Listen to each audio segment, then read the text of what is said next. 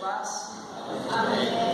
A nossa igreja tem uma aliança com a Missão Vida.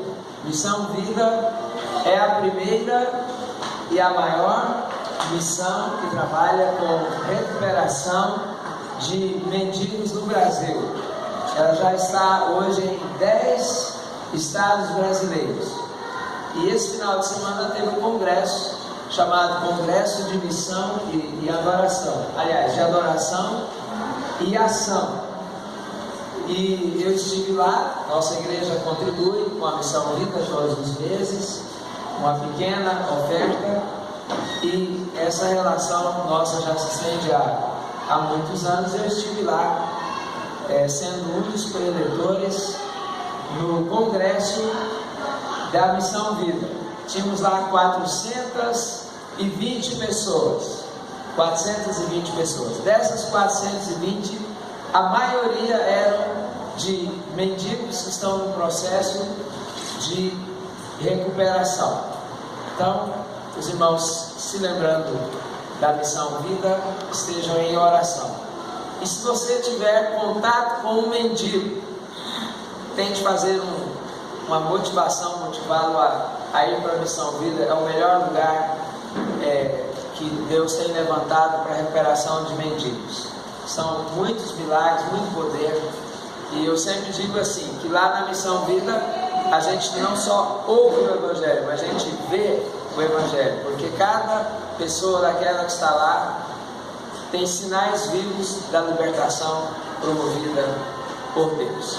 Muito bem, hoje nós vamos compartilhar um texto que está em Romanos capítulo 12, verso de número 3. Romanos 12, 3.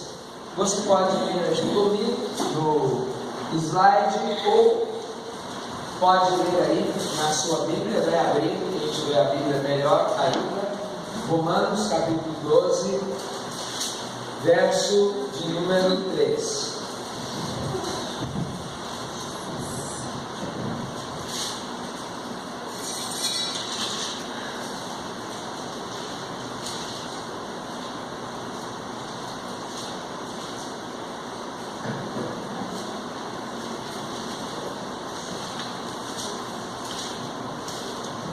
Vamos ler juntos, todos juntos, vamos lá? Bem forte. Porque pela graça que me foi dada, digo a cada um dentre vós, que não pense de si mesmo, além do que convém, antes que pense com moderação, segundo a medida da fé que Deus repartiu a cada um. Vamos orar. Pai, nós estamos aqui alegres, felizes por essa oportunidade singular de partilharmos da comunhão, louvarmos o Teu nome e, acima de tudo, recebermos nesta noite a Tua palavra.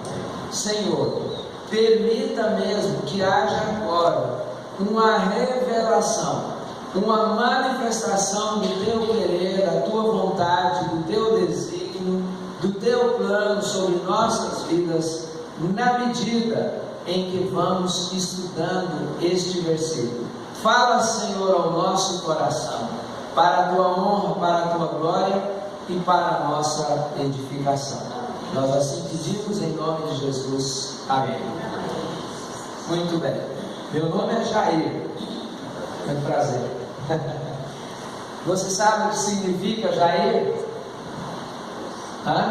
Quem dá mais? Nem a minha irmã sabe.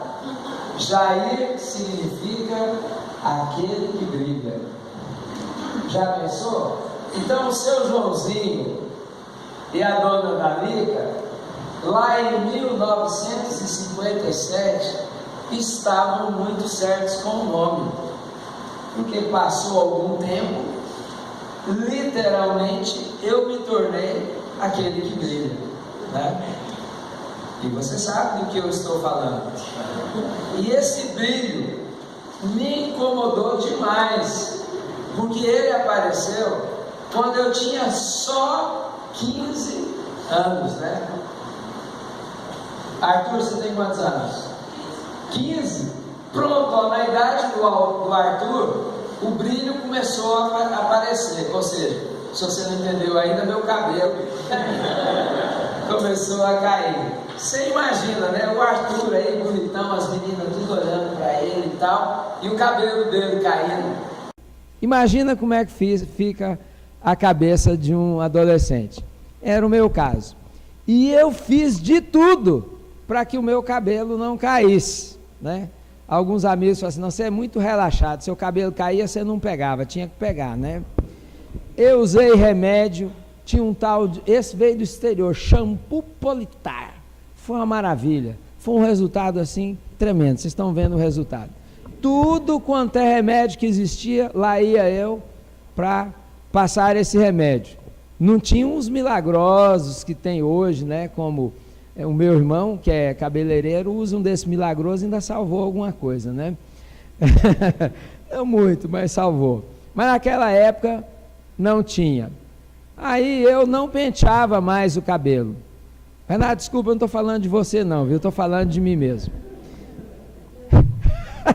Eu sempre falo da careca do Renato, agora eu vou ter que...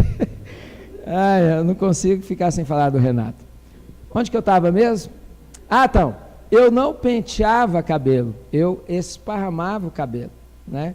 Sabe como é que é? Porque tinha que dar uma manobrada assim, para lá, para cá, para tampar o brilho, que o problema era o brilho, né? Eu carregava um espelho.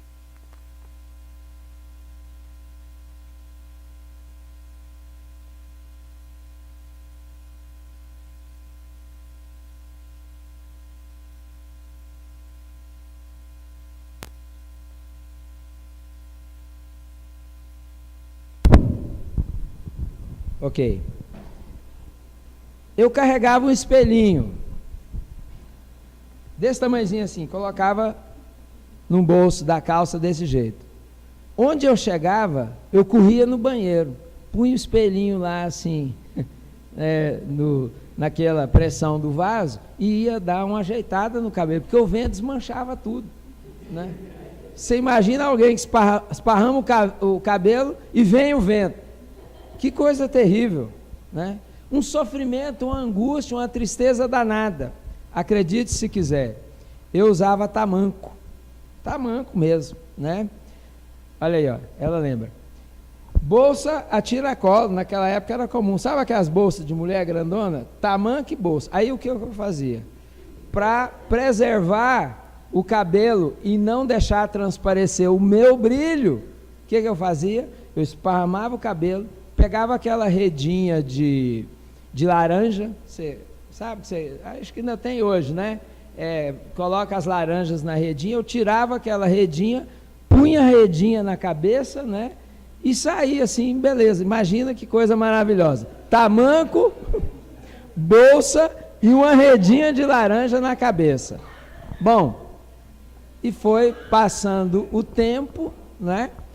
Quando começaram a me evangelizar, através da MPC, uma amiga testemunhando para mim de Jesus, e eu chegando já nessa compreensão do Evangelho, de quem é Jesus, a necessidade de arrepender, de nascer de novo, eu fiz uma oração para Deus, eu escrevi uma oração, escrevi muita coisa, dentre outras coisas, eu fiz um código para Deus, falei, Deus, ele vai entender, ele é Deus, ele vai entender, e eu coloquei assim, eu peço hoje por aquilo que é a minha tristeza. Qual era a minha tristeza? O brilho, né? Eu não tinha nem coragem de falar com Deus sobre o assunto, imagine falar com as pessoas, até que no dia 21 de junho de 1975, eu tive o privilégio de conhecer Jesus particularmente, pessoalmente, e a partir daí, eu olhava assim no espelho e falava, mas você é bonitão, hein? Você é bonitão, você é uma maravilha de Deus. Ou seja, passei a ter sobre mim uma nova percepção, uma nova visão. Esse é o nosso assunto. Como você vê você? Como é que está a sua autoestima? É sobre isso que Paulo está falando aqui. E ele fala dentro de um contexto. No ano passado nós tivemos o privilégio de estudar aqui a carta aos Romanos, então os irmãos romanos aqui da igreja vão me ajudar. Ele diz, por quê? Então o porquê refere-se a tudo que ele já disse antes, em especial o verso 1 e o verso 2 desse capítulo de número 12. Paulo está falando do início desse capítulo das misericórdias de Deus. Quais são essas misericórdias? Ele nos escolheu, né? Ele nos justificou, Ele nos santifica e Ele nos glorificará. Tudo isso, dádiva de Deus, bênção de Deus, não porque mereçamos, mas por causa de Cristo Jesus. Então ele diz assim, que por causa destas misericórdias de Deus, o que nós devemos fazer? Aí nós devemos ter uma postura de dedicação. Precisamos consagrar o nosso corpo a Deus como um sacrifício vivo, santo e agradável a Ele, para que nós experimentemos a sua boa, perfeita, agradável vontade. Ou seja, você, porque foi alcançado pelas misericórdias de Deus, precisa disponibilizar o seu corpo para a glória de Deus, para o louvor de Deus. Deus vai ser exaltado através do seu corpo. Agora vem cá, se você não aceita o seu corpo, como é que você vai glorificar a Deus através do corpo? Não só isso, Paulo diz também que eles deveriam agora ter um novo pensar, renovar a mente, o seu pensamento, né? Não seguir as tendências, as orientações, as filosofias deste século, mas passar por uma renovação mental e assim ter uma vida nova diante de Deus. Então, esse é o contexto dessa orientação que ele dá. Agora, já dito isto, eu convido você a reler o texto, nós vamos reler juntos, e a começar a perceber alguns sinais, algumas direções, alguns princípios importantes que vão nos ajudar nessa questão que aqui eu coloquei. Como você vê você? Como eu vejo a mim mesmo? Esse é o nosso assunto. Vamos lá então, como que Paulo pode nos ajudar? Vamos falar juntos. Porque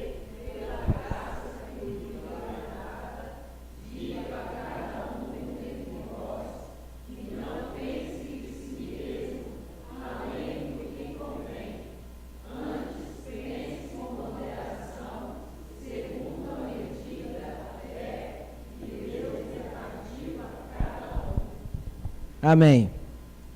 Primeira coisa, Paulo diz assim, pela graça que me foi dada. Como você deve olhar para você? Você deve olhar para você mesmo a partir deste olhar, desta referência da graça. A graça é a base para você ter uma percepção correta de você mesmo. Foi isso que aconteceu comigo. No dia em que a graça de Jesus tornou-se uma experiência pessoal para mim, porque Paulo não está falando de uma graça que foi dada aos outros, uma graça que você vê acontecer na vida dos outros, mas uma graça que acontece na sua vida. É uma experiência particular, única e pessoal com Deus, em que você percebe que Deus está visitando você. Deus está tocando você, Deus está fazendo uma obra na sua vida, a graça está sendo dada a você, é uma experiência sua. Então, a partir desta experiência, eu comecei a olhar para mim de uma forma diferente, e essa tem sido, na verdade, a experiência de muitos aqui. No Life on Life, que é uma aliança de discipulado, que vários irmãos aqui da igreja, graças a Deus, estão participando, vários estão começando agora uma caminhada de amigos em torno da amizade, da palavra, abrindo o coração, e Deus vai assim tocando, né, na medida que o tempo vai passando. No Life on Life, nós aprendemos um conceito muito interessante de graça, que eu acho que resume de forma objetiva, direta, concreta e qualificada o que é a graça. O Rand Pope, que é o fundador dessa aliança de discipulado, ele fala 3 coisas que estão aqui em Romanos relativas à graça. Primeira coisa, nós perdemos tudo, né? Quando você vai, por exemplo, lá em Romanos capítulo 3, verso 9 em diante, pode, sem desmarcar esse texto nosso, dar uma olhadinha aí, Romanos 3, 9, ele diz assim: que se conclui, temos nós qualquer vantagem? Não de forma nenhuma, pois já temos demonstrado que todos, tanto judeus como gregos, estão debaixo do pecado, como está escrito: não há um justo sequer, nenhum, não há quem entenda, não há quem busque a Deus, todos se extraviaram, a uns se fizeram inúteis, não há quem faça o bem, não há nenhum sequer. Ou seja, nós perdemos tudo. Sem Deus éramos completamente desgraçados, sem nada, sem esperança, sem sonho, sem perspectiva, sem nenhum horizonte na nossa vida terrena. Perdemos tudo. A segunda coisa que está por trás desta ideia de graça é que Cristo fez tudo. Perdemos tudo, condenados, mas Cristo fez tudo. Aliás, na cruz Jesus diz: está consumado. Tudo que precisava ser feito por nós para que nos conectássemos com Deus foi feito por Jesus na cruz do Calvário. Esta é a mensagem de Romanos. Por exemplo, aqui Romanos 3, 21, esse mesmo capítulo que eu já citei, diz: agora sem lei se manifestou a justiça de Deus, testemunhada pela lei e os profetas. Justiça de Deus mediante a fé em Jesus Cristo, para todos e sobre todos os que creem. Porque não há distinção, porque todos pecaram e carecem da glória de Deus. Aí ele diz: sendo justificados, e é uma redundância, gratuitamente por sua graça. Se é pela graça, é gratuito, mas para que não ficasse dúvida, ele diz: nós somos justificados, nós somos declarados salvos pela graça de Deus revelada em Cristo Jesus, mediante a redenção que há em Cristo Jesus. Então, nós perdemos tudo e Cristo fez tudo por nós. O terceiro aspecto que o pastor Rand Pope sabiamente diz é que nós recebemos tudo. Perdemos tudo, ele fez tudo, e o tudo que ele fez se torna nosso. Nós recebemos tudo. Por isso há um cântico de louvor, de alegria, de satisfação, de prazer e de vitória, aqui mesmo em Romanos e em tantos outros textos do Novo Testamento. Por exemplo, Romanos 8, 31 e 32. Romanos 8, 31 e 32. Vamos ler juntos? Se você abriu, fale aí comigo, leia comigo, por favor, em nome de Jesus. Vamos lá? Romanos 8, 31 e 32. Todos juntos. Que diremos, pois, à vista destas coisas? Se Deus é por nós, quem será contra nós? Aquele que não poupou o seu próprio filho, antes por todos nós o entregou, porventura não nos dará graciosamente com ele todas as coisas? Então, Jesus faz por nós todas as coisas. Paulo diz que ele nos dará graciosamente todas as coisas, todas as áreas da sua vida, todas as demandas da sua vida, todos os desafios da sua vida, todas as situações que você enfrenta agora, tudo já está coberto por essa graça de Jesus. Então veja que ele não diz que nós perdemos muito, que Jesus fez muito e que ele nos deu muito. Não, é tudo, absolutamente tudo que nós precisamos está em Cristo Jesus. Então, pela graça, eu posso olhar para mim de uma maneira positiva, de uma maneira construtiva e ter uma autoestima, uma estima positiva sobre mim mesmo, mas na base da graça, no alicerce da graça. Ou seja, você precisa aprender a olhar para você a partir da graça de Jesus, não a partir de você mesmo, a partir das outras pessoas. Esse é o primeiro princípio. Segundo princípio, vamos ler aqui e nós vamos descobrir juntos. Vamos lá, todos juntos? Porque pela graça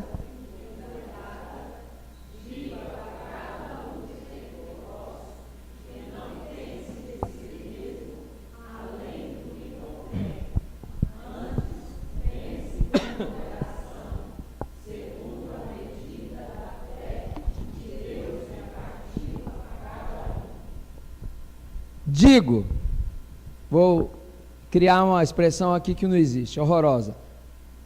A quem Paulo está digando? Para quem ele está digando? Responda. A cada um. A cada um. O que significa então? O que você pensa de você é um problema seu. É uma responsabilidade sua. Na verdade, você não pode terceirizar, eu vou pensar sobre mim a partir do pensamento das outras pessoas. Não tem jeito, não funciona. Eu vou citar aqui algumas pessoas. Se eu encontrar o Halley, que é um pastor lá de Recife, se eu encontrar o Daniel, que é outro amigo de Recife, se eu encontrar o pastor Hildo, da Missão Vida, né? Se eu encontrar o Gilberto, lá de São Paulo, todos os colegas pastores, sabe o que eles vão fazer comigo? Na mesma hora que eles encontram comigo, eles começam a encher a minha bola. Mas enche a bola. Pastor Jair! Nossa! Agora, o que adianta eles encherem a minha bola, se eu olho para mim e me vejo como um bola murcha? Não resolve. Então, Paulo está falando que essa questão é uma questão inteiramente pessoal. Ela é um desafio pessoal. Outra coisa, você não pode ter controle sobre o que os outros pensam de você. Você conhece pastor Jair? Conheço. Aquele pequenininho, feinho, desajeitadinho, desarrumadinho, desengonçadinho. Conheço demais da conta. Você conhece o pastor Jair? O outro vai, pastor Jair, um homem de Deus, um servo de Deus, um ungido de Deus. Ele é uma benção. Cada um fala o que quer. O que você vai fazer com o que as pessoas dizem sobre você? Nós não temos nenhum controle. Por isso Paulo diz aqui, pela graça que me foi dada, digo a cada um de vós. Esse é um desafio pessoal.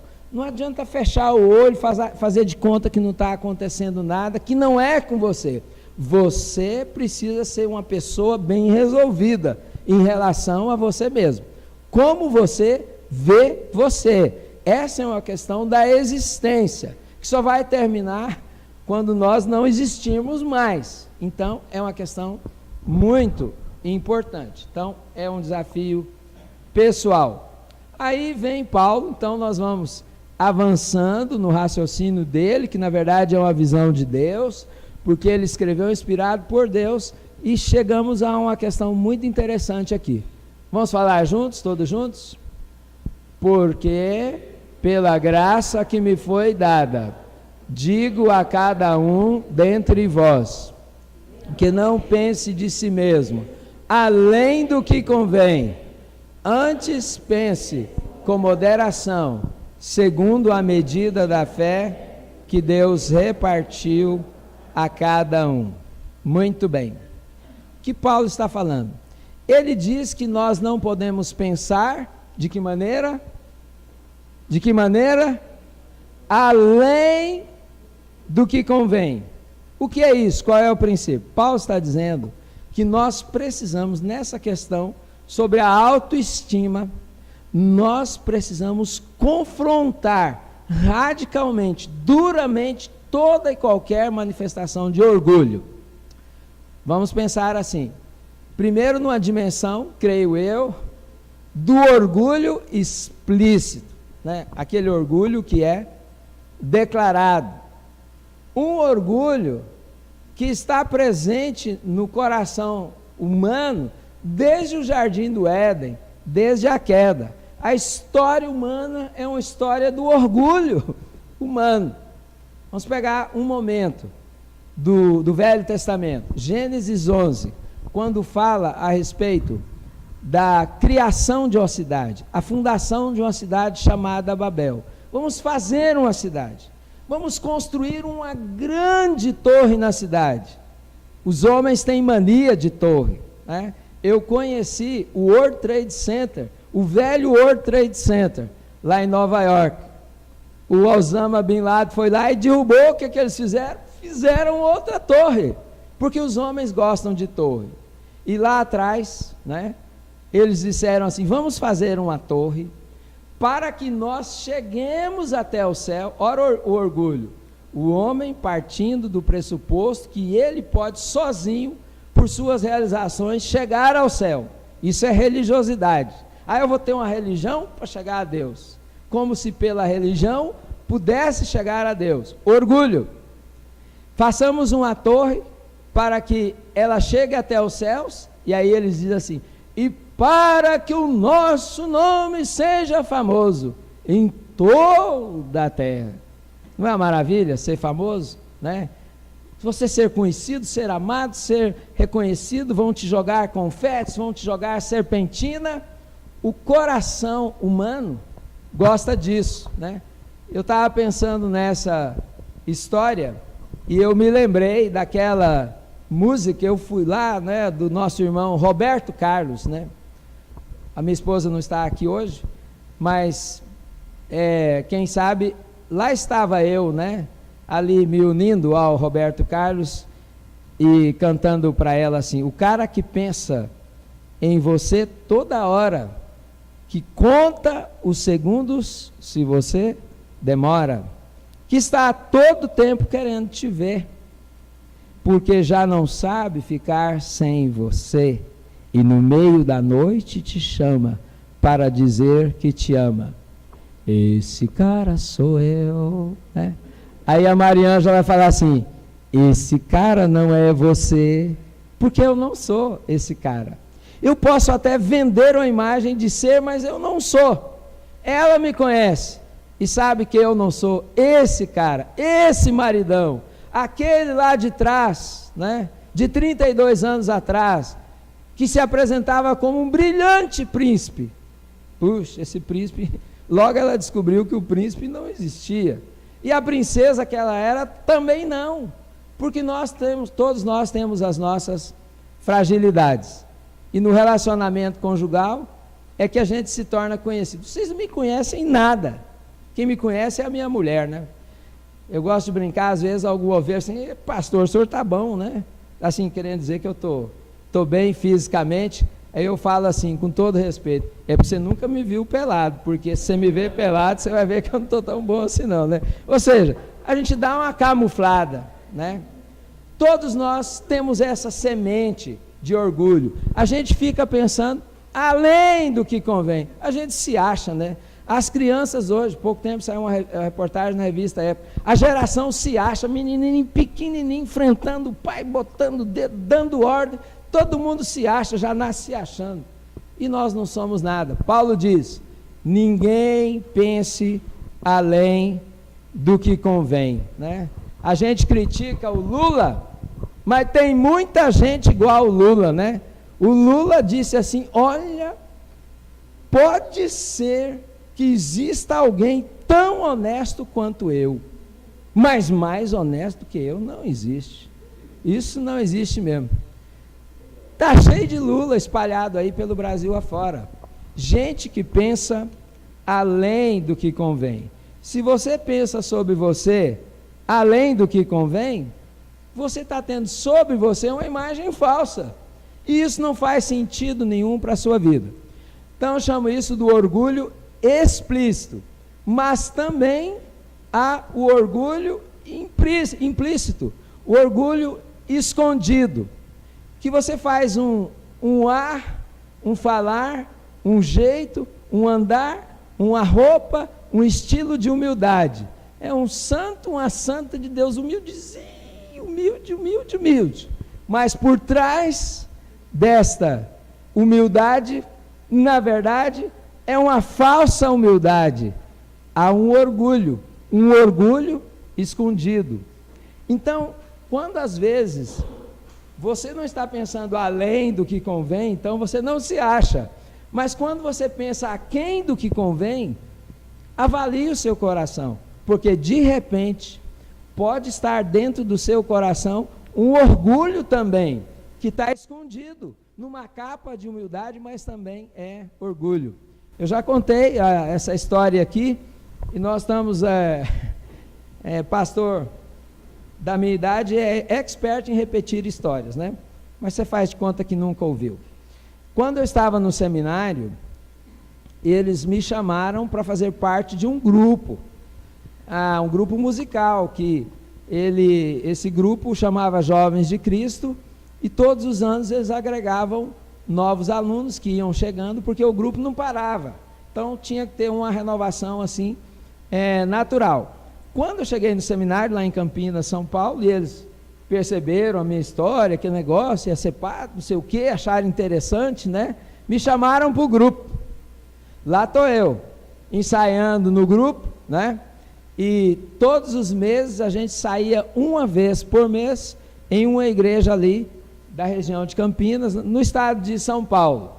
Depois de 3 saídas, o líder do grupo chegou para mim assim: ô Jair, é o seguinte, eles me chamavam Padreco. Padreco é o seguinte: você está dispensado. Nós reunimos aí a liderança do grupo. Você está dispensado? Eu falei: mas por que eu estou dispensado? Por 2 motivos. Primeiro, que você não sabe pregar. Como assim? Eu fui para o seminário para aprender a pregar, estava lá há 3 meses. Outra coisa, você não sabe cantar. Esse negócio ficou lá na minha mente. Você não sabe pregar, você não sabe cantar. Você não sabe pregar, você não sabe cantar. E aí eu fui murchando. Aquilo que era absurdo, porque eu não tinha como saber cantar e pregar, só que eu havia acabado de chegar. Cantar até eu sabia alguma coisa. Mas no fundo, eu percebi, depois que eu deixei de olhar para as pessoas que me trataram assim, comecei a olhar para mim mesmo, eu percebi que, na verdade, no meu coração, não havia uma humildade genuína, havia um orgulho disfarçado, e eu precisei de pedir perdão a Deus para lidar com isso e admitir que eu não estava tendo sobre mim uma visão correta, porque eu não estava sendo suficientemente, verdadeiramente humilde. Quando você vai na carta aos Colossenses, capítulo 2, verso 23, Paulo vem falando de coisas que não têm valor, como ritos, como costumes, como tradições, e ele fala de 2 coisas em Colossenses 2, 23, de 2 coisas que não têm valor algum: o culto de si mesmo e a falsa humildade. Então, nós não podemos pensar nem além do que convém. Você não é o cara, mas também você não pode pensar aquém do que convém, porque esse pensar de repente pode ser, na verdade, um orgulho do seu coração. Então, Paulo nos ajuda a chegar agora, né, numa visão correta a respeito dessa nossa relação com Deus. Vamos descobri-la aqui no texto de maneira clara. Essa mensagem é uma mensagem que você precisa passar para as pessoas. Não é para você dizer se foi boa ou se foi ruim. Tem muita gente do seu lado que tem problemas nessa área, e você pode ajudar a pessoa a partir desta mensagem. Vamos lá? Vamos juntos? Porque pela graça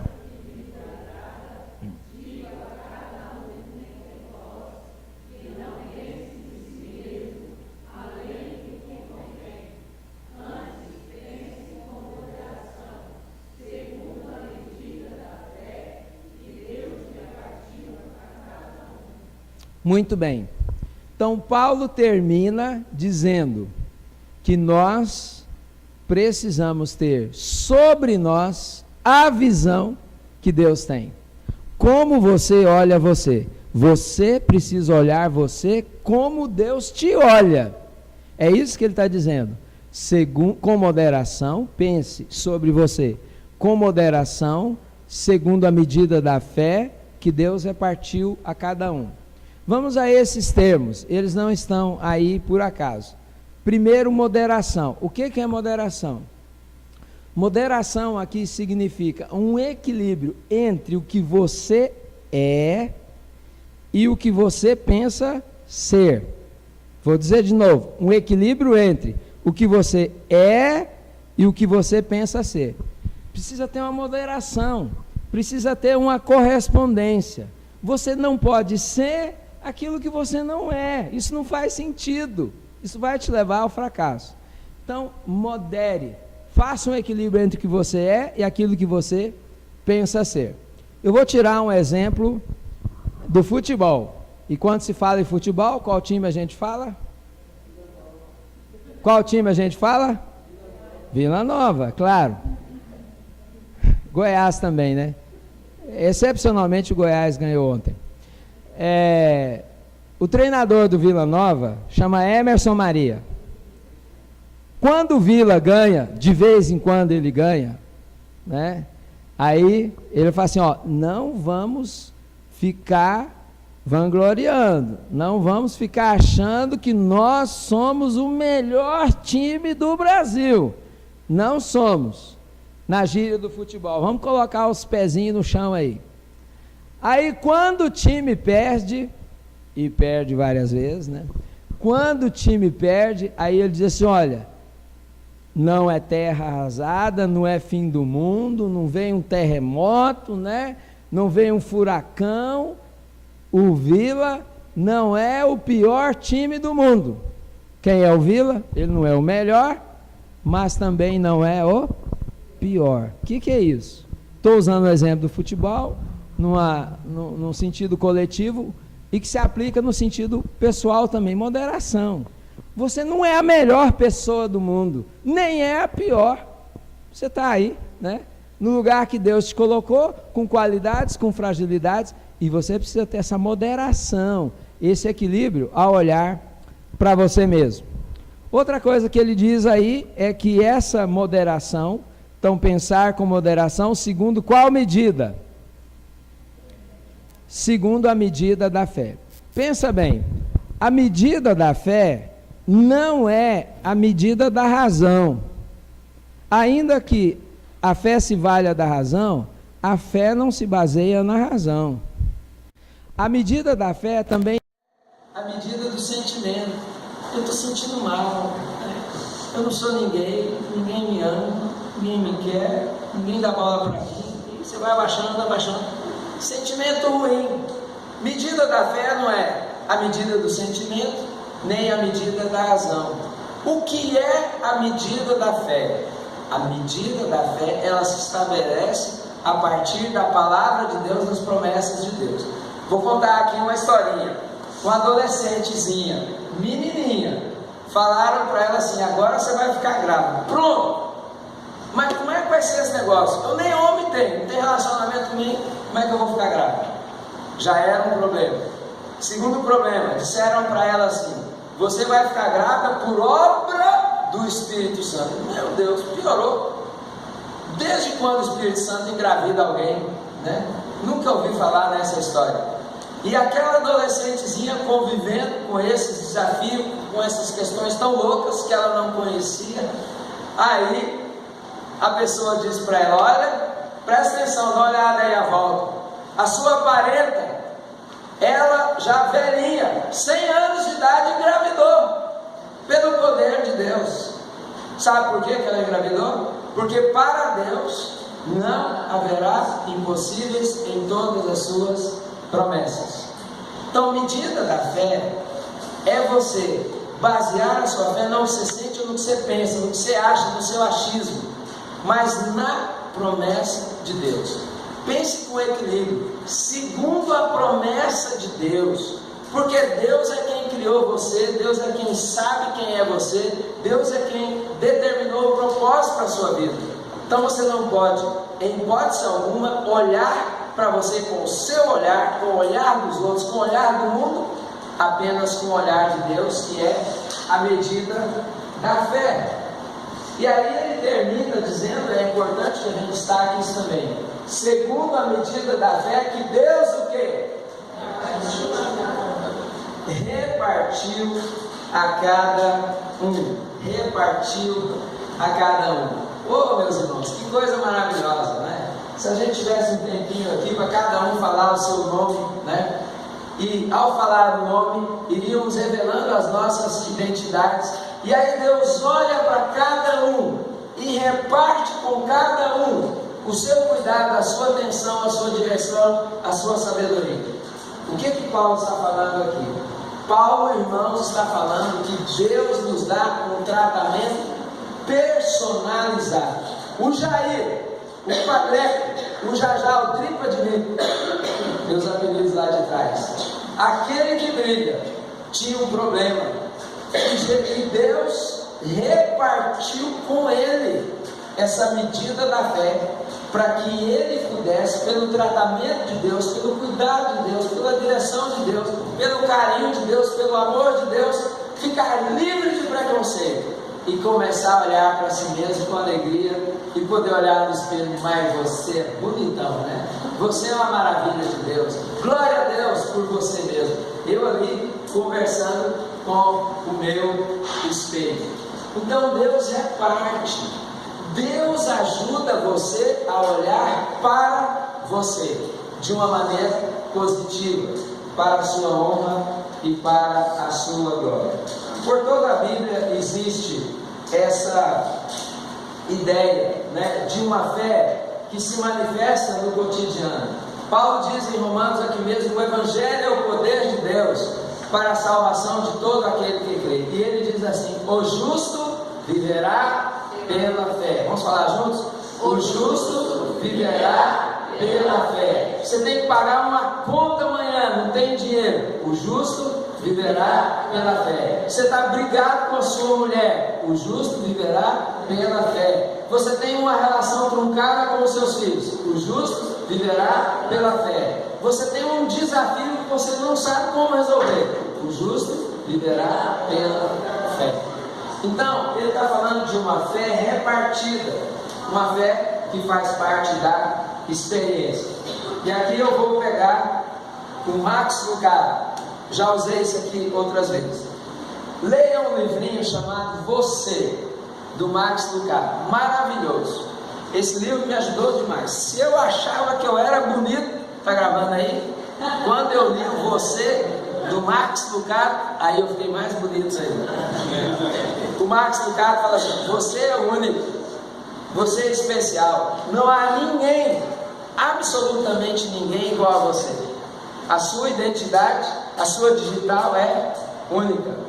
Deus fez você numa forma linda e jogou a forma fora. Ninguém mais foi feito igual a você. Você é o cometa Halley de Deus, que aparece uma única vez, né? Você foi feito de modo assombrosamente maravilhoso. Você foi tecido por Deus. Isso vale para cada um de nós, né? Todos nós. Então, isso está ligado a essa visão sobre nós a partir da fé, né? Você não é o cara, né? Sabe ali aquele, como é que é aquele do desenho? Aquele do desenho, o He-Man. Eu tenho uma força. Você não é o He-Man, mas também você não é um coitado, nada disso. Você é um filho de Deus, um amado de Deus, um escolhido de Deus, e Deus tem um plano maravilhoso para a sua vida. Muito bem, eu completei há poucos meses, 60 anos de idade. E essa menina aqui já me deu muito trabalho na vida, que inclusive me jogou no buraco no ano passado, uma sarjeta, não, que foi no bueiro. Estou com dor até hoje aqui, porque ela me jogou no bueiro. Ela me deu uma camiseta, que eu já usei aqui, eu faço questão de usar, né? Ela fala assim, 60 anos, né? 1957, o começo das lendas. Começo das letras. E eu estava pensando nessa reflexão e me lembrando dos 60 anos. Sabe o que acontece? O que eu pensava sobre mim quando eu tinha 18, quando eu tinha 19, quando eu tinha 20, ou quando eu tinha 23, que eu comecei a trabalhar, já pensou? 23 anos eu me tornei pastor. Você tem quantos? 22? Mas você ainda tem uns 3 anos aí, né? Eu ganhei de você. 23 anos eu já era pastor. Só que a visão que eu tinha sobre mim quando eu tinha 23 anos não serve mais, porque eu não tenho 23, eu tenho 60, e com 60 as coisas mudam. Cheguei lá na Missão Vida, cumprimentei a filha do pastor Hildo, eu fui no casamento dela, cumprimentei ela, estavam as duas irmãs, cumprimentei, nossa, eu estive lá no seu casamento, tal, não sei o que. A menina fez assim, quem casou foi ela. É porque na verdade eu conheço o pastor Hildo e a Rosane, mas não conheço, não convivi com a menina. E o casamento era lá na frente, um negócio muito grande, e tinha uma programação aqui em Goiânia, eu não pude ficar para a festa, né? Então são coisas próprias de quem tem 60 anos. Eu encontrei um pastor lá na Missão Vida, lá tem a Vila dos Aposentados, né? O pastor Hildo está construindo algumas casas, e tem um pastor maravilhoso, Paulo Bronzelli, doutor, diretor do Seminário Presbiteriano de Campinas, professor reconhecido nacionalmente, e resolveu morar na vila, não porque não tem a casa, mas porque ele quer ficar lá, e ali também vai servindo voluntariamente os irmãos da Missão Vida. Eu falei para ele, pastor, eu vou vir aqui pegar um aconselhamento com o senhor sobre como é viver dos 60 para os 70, se Deus permitir. Aquela visão lá do passado não serve mais, porque agora eu tenho 60, e eu preciso olhar para mim sem diminuir, sem avançar, nem além, nem a quem, segundo a medida da fé que Deus repartiu no meu coração. O que eu quero dizer é que esse negócio do que eu penso de mim é a vida inteira. Quantas coisas acontecem conosco que interferem na dinâmica do nosso corpo, da nossa mente, das nossas emoções, dos nossos relacionamentos, muda. De repente você olha a foto de 40, 30 anos atrás, mas parece que não sou eu, mudou tudo. Então, nós vamos aprender na marcha do tempo a olharmos para nós, seguindo esses valores e compreendendo que Deus continua na sua graça, trabalhando nas nossas vidas e nos ajudando a ter sobre nós uma visão positiva, uma visão do seu coração. Quando a gente compreende quem a gente é, muita coisa resolve. Não resolve tudo, mas muita coisa resolve.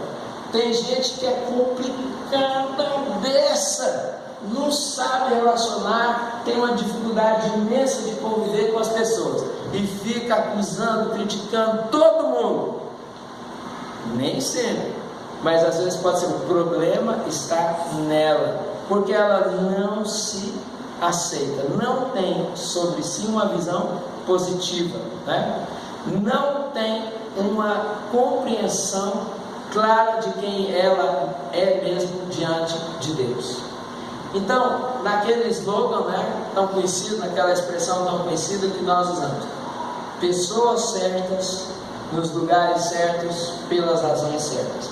Quando a gente descobre quem a gente é, nós estamos prontos para viver comunitariamente, para fazer diferença nos lugares onde Deus está nos plantando, no trabalho, na escola, na igreja, porque a gente está bem resolvido com a gente mesmo. Isso é importante. Então você é a pessoa certa. Você não é o melhor, não é o pior, é o escolhido de Deus, o amado de Deus. Está no lugar certo, com a motivação certa, que é a glória de Deus. Para que Deus chamou? Para glorificar, através da sua missão, do seu serviço. Na sequência do texto, Paulo vai falar sobre isso, né? O lugar onde nós vamos servir a Deus, honrar a Deus, os dons que Deus vai nos dar, capacitando. Então tudo isso faz parte desse conceito importante sobre o que você pensa sobre você. Eu quero terminar lendo uma poesia de Michel Quast. Michel Quast é um sacerdote católico. A minha geração foi muito influenciada por ele, um padre com participação social muito intensa, um teólogo muito conhecido na França e no mundo, vários livros escritos. E eu me lembrei dele ao pensar nesta mensagem, e lembrei do poema que ele fez, chamado Obrigado, Senhor. Feche seus olhos, eu vou ler o poema, que diz assim: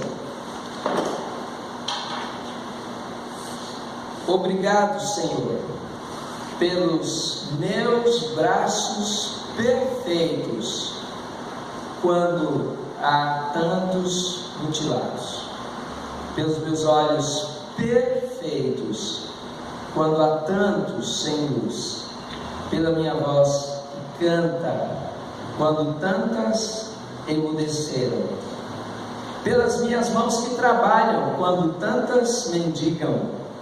É maravilhoso, Senhor, ter um lar para voltar. Há tanta gente que não tem para onde ir. É maravilhoso, Senhor, amar, sorrir, sonhar. Há tantos que choram, que se odeiam, que se resolvem em pesadelos, que morrem antes de nascer. É maravilhoso, Senhor, sobretudo, ter tão pouco a pedir e tanto para agradecer. Vamos orar. Não adianta, diz o mesmo Michel Quast, você correr atrás de tantas coisas na vida, querer encontrar tantas coisas, se você não tem a capacidade de encontrar a si mesmo. Nesta noite, eu quero desafiar você a ter um olhar honesto sobre esta questão aqui trabalhada pelo apóstolo Paulo na carta aos Romanos. Deus está perguntando: o que você pensa de você mesmo? O que está no seu coração em relação a você mesmo? Como está a sua autoestima? Como está a imagem que você tem de você mesmo? E para Deus, você não precisa esconder nada. Diga para Ele o que você pensa de você.